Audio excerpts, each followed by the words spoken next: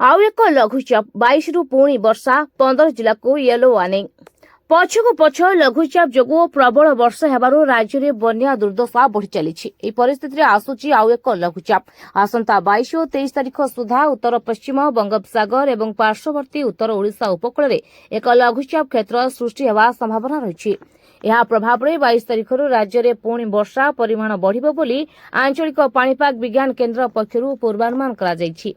पाणीपाग केन्द्रर सूचना अनुसार उत्तर झारखंड संलग्न दक्षिण पश्चिम बिहार और दक्षिण पूर्व उत्तर प्रदेश उपरे थिबा अवपात पश्चिम उत्तर पश्चिम दिगकु गति करी दुर्बल होई लघुचाप क्षेत्र में परिणत होईछि।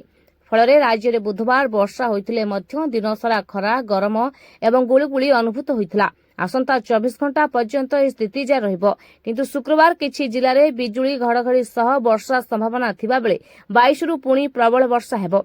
तेबे 21 तारिख में मयूरभंज केन्दुझर और सुंदरगढ़ जिले में बिजुली घड़घड़ी सह प्रबल वर्षा संभावना थिबारु येलो अलर्ट जारी होईछि। सेहिपरि 22 तारिख में उपकूल और उत्तर आभ्यंतरीण ओडिशार 15टी जिला को बिजुली घड़घड़ी सह वर्षा पवन हेबो।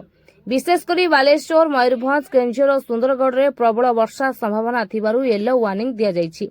25 पर्यंत वर्षा जारी रहिबो बोली पाणीपाग केन्द्र सूचना दैछि। ब्यूरो रिपोर्ट, कलिंग आवाज।